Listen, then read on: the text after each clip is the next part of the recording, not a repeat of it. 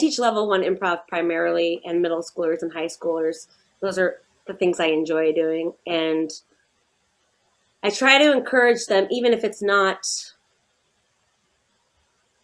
we talk about emotion, and then we talk about, and while it might not be authentic emotion, I do want them, sometimes I push them to just try an emotion and see how it feels. And then sometimes it leads to an authentic emotion. And sometimes if it doesn't, it's still enough.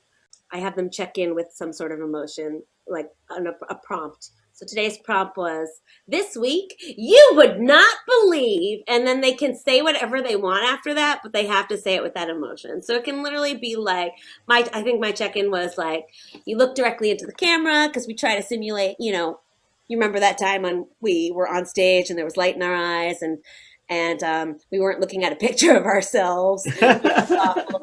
So I have them go, hello, my name is Dana. I use she, her pronouns. And this week, you would not believe we ran out of toothpaste. Right?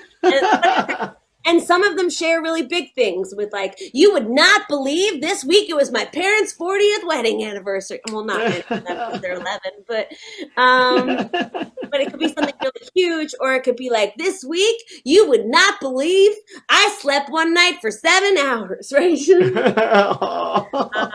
And it's just like getting them, if you have them.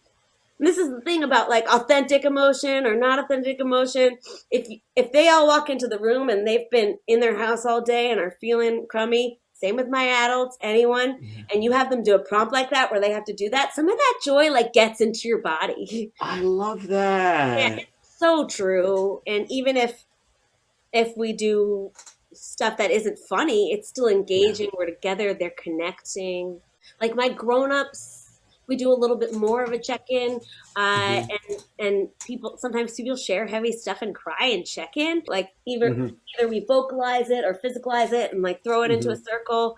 But you deal with your feelings for a second up top, or deal with gratitude, or deal with something, some feeling, and like connect as human beings, and then you can play together. You can go to jams and play with strangers and like learn a lot, and that's great too. But there's something really special you learn about when you're with a group that like understands each other's feelings and connects with each other, because that's why improv's a team sport.